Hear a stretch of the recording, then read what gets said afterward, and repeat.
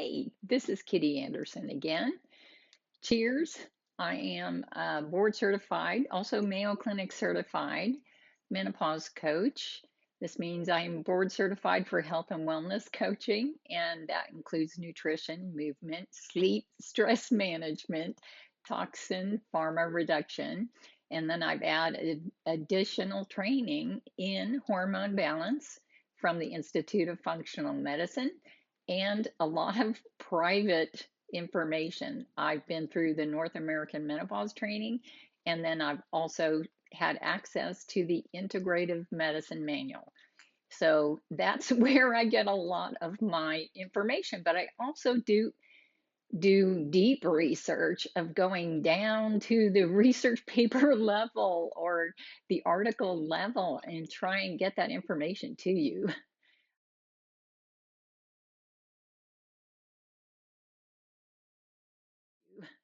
I'm wearing black today because I am pissed off again and I'm sad. And I had two clients that both had the Marina coil. So they had an IUD, which they were told was progesterone, and it is not progesterone. So I want to be just really clear that this is synthetic progestin. So it's in the same category as progesterone, but it doesn't do the exact same thing. And I think it's important for me to talk about this because an OBGYN will give you a category of drugs. Progestins is a huge category of drugs with implants and injections and IUDs and pills and vaginal gels, and right, so there's this multitude of things in this category, and guess what, they don't all work the same. The doses in them are not the same, and the way you use them can also change what the dosing is, right? So if you used a pill every other day, it's going to have a different effect than if you use the pill every single day. So I'm trying to clarify a little bit for you because these things, this category of drugs, many of them are causing anxiety and depression. You think it's menopause. You think you're doing what your doctor told you to do and put the IUD in. Well, guess what? It's causing issues. And so I'm going to talk a little bit about how the misinformation around this. This is a hard thing. I'm a researcher coach and I had trouble finding information on this. Oh my God. And it's all pretty recent. So, for example, Menopause Taylor she addresses progesterone. She calls all the progestins progesterone in her video. And that's so not fair because you're getting different effects from these different drugs. Different molecules have a different effect.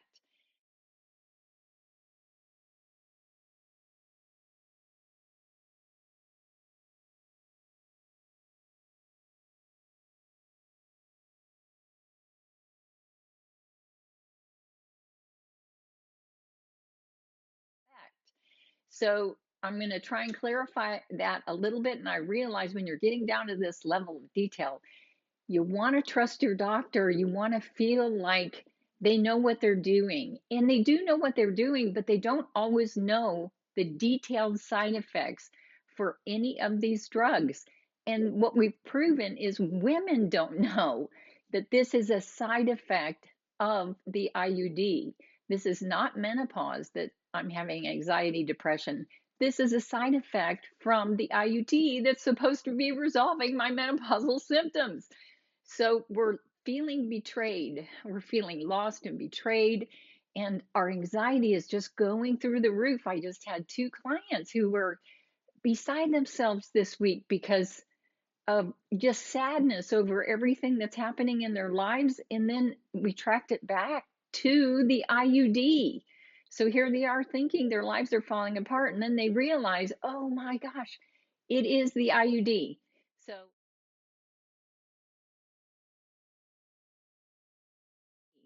So I'm going to go through the additional research that I did just this week to help those two clients get to a solution, which is removal of the IUD, and trying out progesterone, prometrium, different molecule, totally different results.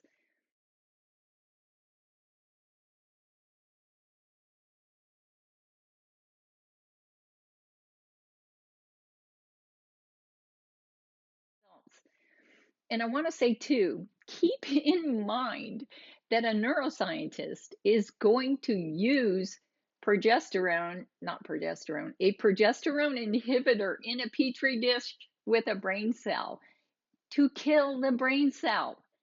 So they're using, if you don't have progesterone, brain cells die.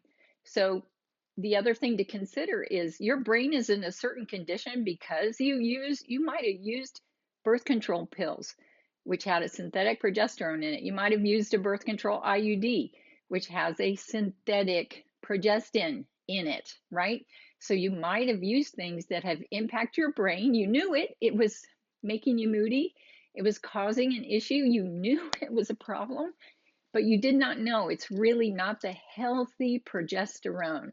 That when I list out all the things that progesterone does, I'm talking only about progesterone. I'm not talking about an IUD with a synthetic progestin in it. All the positive information you hear from me is about progesterone, which is your natural hormone, which still doesn't mean you don't have a reaction to it. You can still have a progesterone reaction. So this video will not negate my video on progesterone reactions. You can still try those things. But it's just additional information to include information on the IUDs, pellets, injections, those types of things, because I'm running across clients who are really in emotional trouble. And I don't want to see this happen again, so I hope this is not happening to you. You have to have a serious talk with your doctor if it is happening to you. You got to do that. Okay, I'm trying to protect you, and please share this video with our sisters. Anybody, even the ones on birth control IUDs, oh my gosh, they don't know that all these symptoms are related to the IUD. So I'll get into some of the details now.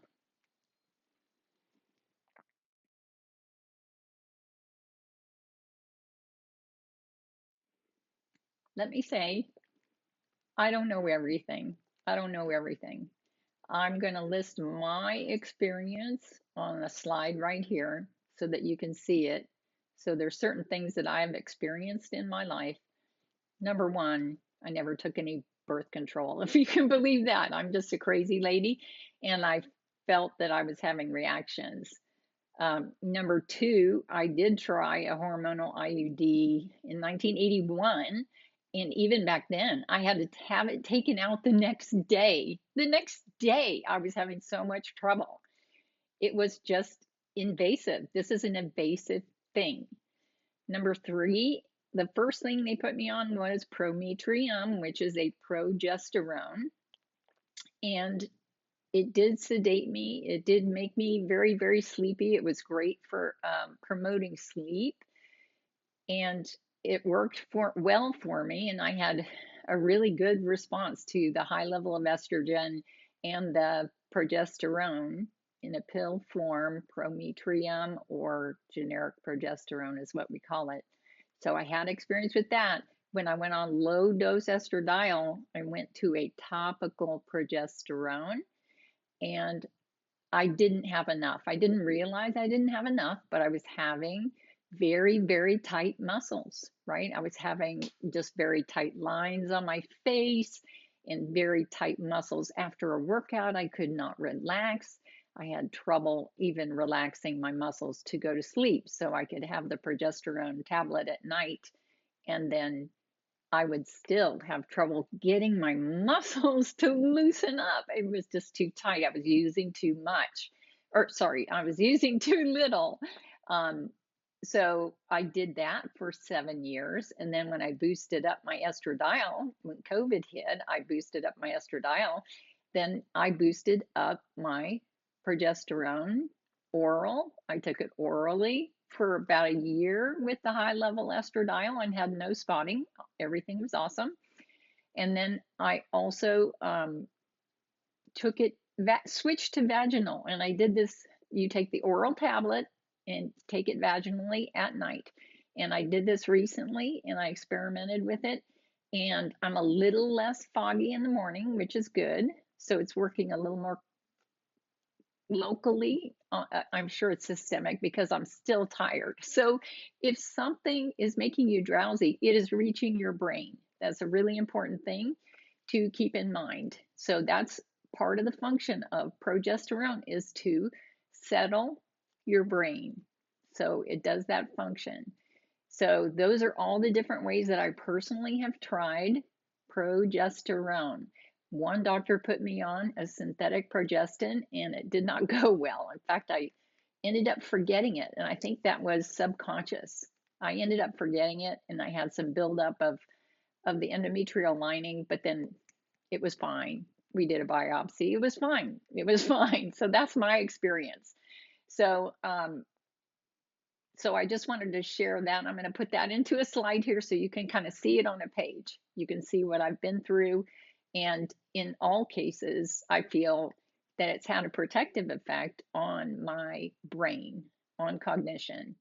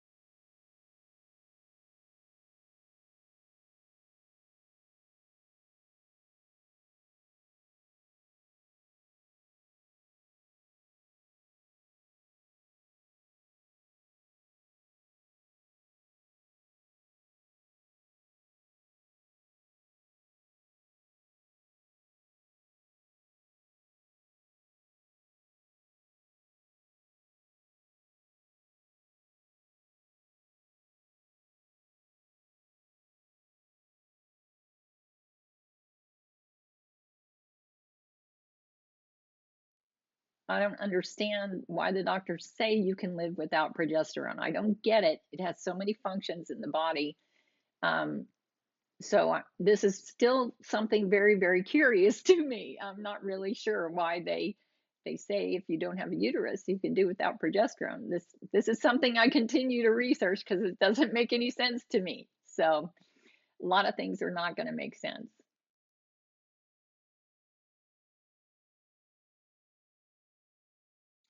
I do want you to do me one favor, and that's trust your body.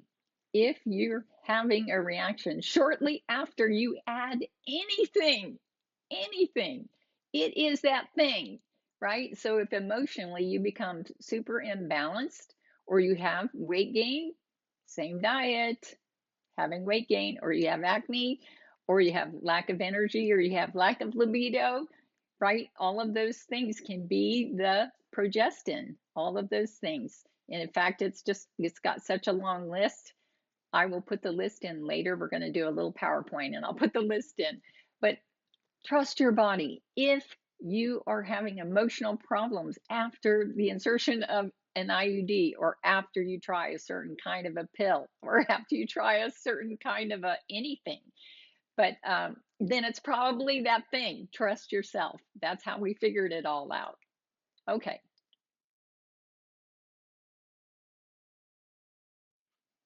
so this is the training for the North American Menopause Society, on which includes all HRT. It's including most of the progestins, synthetic progestins that I'm talking about. So what it does not include, and this is 2018, 2019 type of timing, and the HRT is all the way at the back. So that tells you they're looking at all these diseases. This part is all about midlife diseases if you don't get the HRT. So this last part has like 5 pages on the HRT. It's crazy. So, right, they don't know enough about this. It does have the listing of the synthetic progestins and the dosing, but very often these things are approved without understanding the impact on your brain. They're leaving the brain out of the equation. So what they're trying to do, the focus of these drugs, these synthetic progestins, is to keep the endometrial lining from building up. So it gets a plus mark, go, go, go, if it keeps the endometrium from building up. They don't do any psychological testing before you take these medicines and then compare it to after you take these medicines. So it's a gap in our system that is not done. And then it's a gap in this book and all this training is that it is not recorded. All of the side effects of each individual synthetic progestin should be recorded here, right? So that you could learn it, so that you could warn somebody that this is going to cause anxiety and depression for X amount of people, but they don't evaluate it for anxiety, depression, or any type of brain situation. So that's a problem. This is a gap in our system. This is a gap in information. This is what we're talking about. So it is great to go to Menopause Taylor, and her video on this is from 2017. So the study I'm going to talk about next was not available when she did that video. So Menopause Taylor has some great information, right? She has some great information. But on these synthetic progestins, she's smiling through that whole darn video, the whole darn thing. And I'm like, oh my gosh, she just is, she's just saying, okay, it's a category of drugs. And yes, they have different molecules. And yes, they have a different effect. But she's still smiling instead of saying, stay away from this, this, and this. That never happens with the OBGYNs. They're using one thing because it's convenient, right? The IUD is convenient. You touch it once in 5 years and you check monthly to see that the string is still there. And that's the way she looks at it. She didn't have listed in her progestin table and her side effects. She did not have any of the side effects that came out in a survey done in 2018, right? So she did this video in 2017. So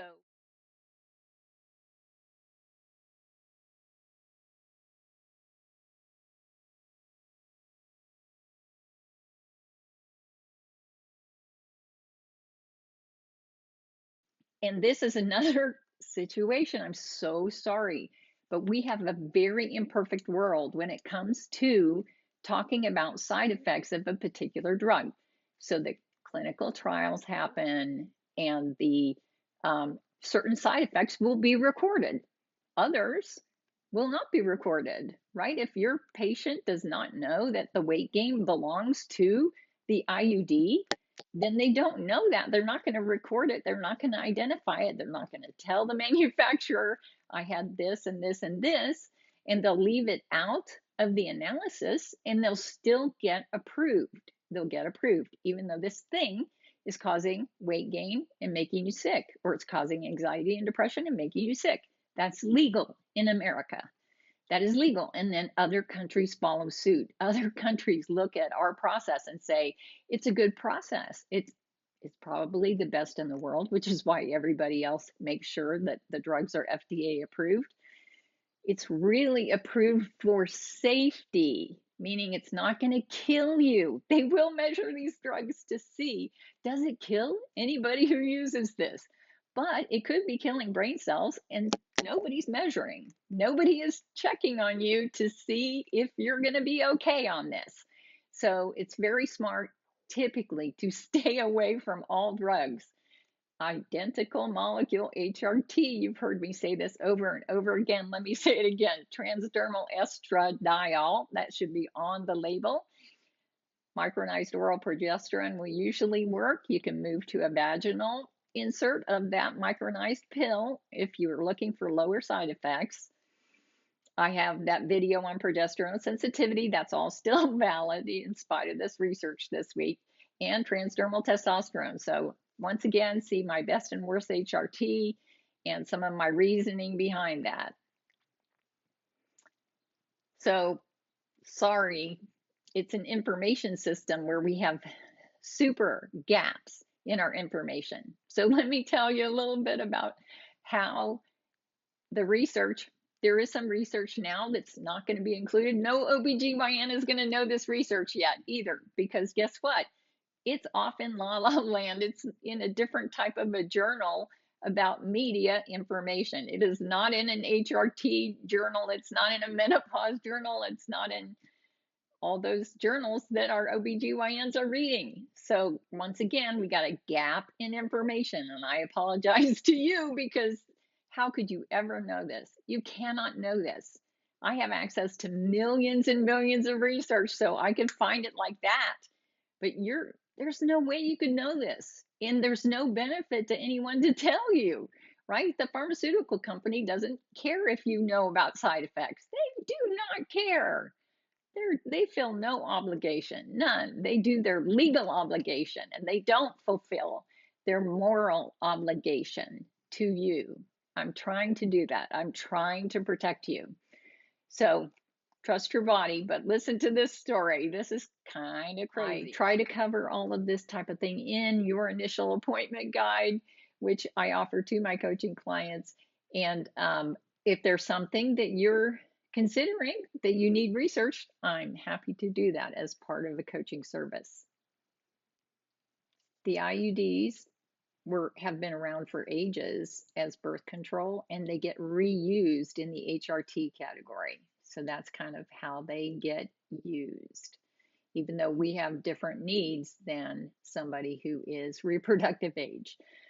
So this has existed for a long time. What happened was in France, so everything was FDA approved in the United States. In France, there was enough reporting of what we call adverse events or side effects on the Mirena IUD.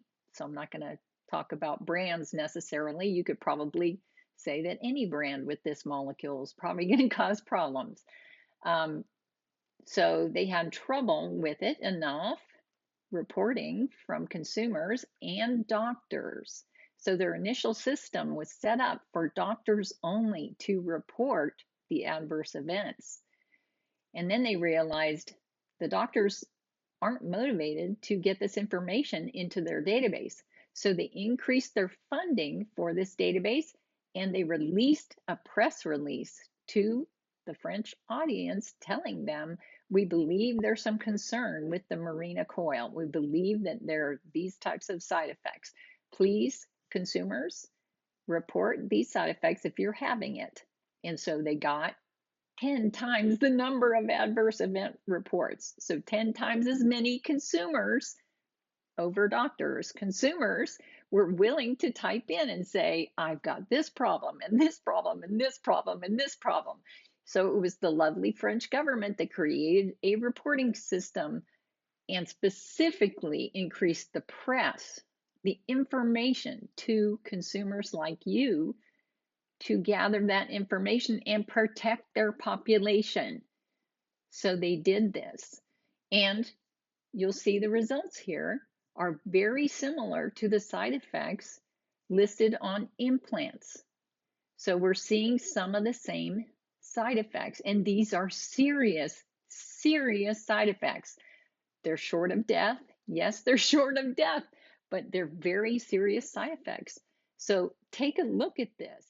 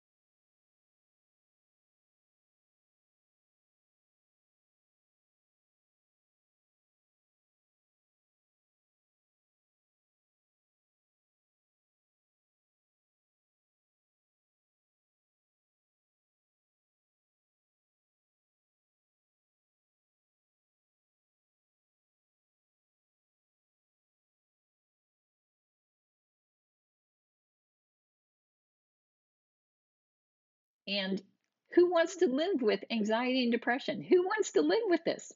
I don't know anybody who would make a choice for the convenience of an IUD, knowing they're going to have anxiety and depression. I don't know anyone who would make that choice if they knew this information up front. Sadly, we are not given a clear choice. When a doctor is telling us about HRT, they are not listing all of those side effects. Your doctor is not going to know these side effects. They just aren't going to know. And then you're not going to have the awareness to know that this is a side effect of the IUD and not a side effect of menopause, right? So clients are coming to me all confused. They're saying, oh my gosh, I should be feeling better on the HRT. And I do feel something. I felt something with the estradiol, felt something with the testosterone, but something's going on. My progesterone, I'm not getting the result that you're expecting, Kitty. I'm not getting it. And so we're able to sort out all that information. But I thought I would prepare you. So please reconsider the use of the Mirena coil and any other IUD. And we see similar things with implants. We see problems with pellets and injections. I want to add to this because it's not worth a video on its own, that I talked to a psychiatrist about the pellets and he said, do not ever do it. Do not ever do it because he has women coming in with overdoses of testosterone in the pellet and they're having emotional rages and the pellet is stuck in there for 3 months and they can't get it out. And so they're having to take anti-anxiety medications just to counterbalance the damn pellet, right? So take HRT that you can control the dose. Take your estradiol separate from your progesterone, separate from your testosterone. These things have crosstalk, these things interact, and we want to make sure that you can control and bump up one and then bump up the other, kind of play with it, bump things down where you can bump things down if you're having a reaction. We want you to have that independent control of those three things. That's part of optimizing your HRT. So getting on the right product is going to be the number one thing that you can do because these side effects are just not worth it. It is just not worth it. No amount of convenience is going to be worth anxiety and depression. It's not going to happen. Anyway, please share these videos. We're trying to help our sisters. You can also share it with anyone who's using it as using an IUD as birth control and also using an implant as birth control. The exact same list is showing up on the implant list. So if you know a young person that's using these, then please take that into consideration. And then the other thing is because we can't assume that it's having a positive brain effect. It's not as good as progesterone. It's a synthetic progesterone. It's a different molecule. So it may be impacting your brain and may affect, if you do this in reproductive age, it may affect how your HRT works post menopause, right? I always say you're an individual and you're going to have some individuality. Well, this is definitely something over the long term could affect your brain, could affect your brain structure, because progesterone plays a really strong role in our brain health, a very strong role. So I'm going to go ahead and put right here, I'll put all of the elements of progesterone, all the functions of progesterone. If you just look at the functions of progesterone for reproductive age, then you realize this is why we put progesterone in our body. So this, you can pause, take a screenshot. You're very welcome to do this. This is something that I have developed this list over 3 years. It took 3 years to get this from all different sources. So take a look at this.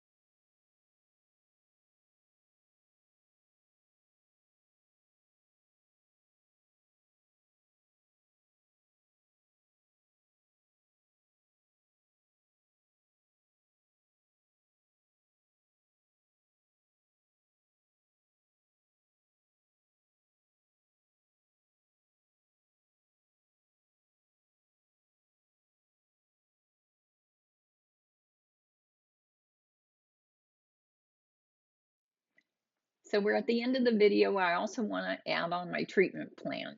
So for what it's worth, I do a lot of things, and it's the reason that I'm so healthy and happy is that I do a lot of non-toxic things for my health. I have no new diagnoses in 14 years on HRT. So being on the right product is the main reason that I am so healthy and happy. It is a part of my body. I'm using identical molecules. So I hope you're able to kind of work out and craft your own experience and make HRT work for you. Come for coaching if you need some guidance. I'm happy to help. All right. Bye bye.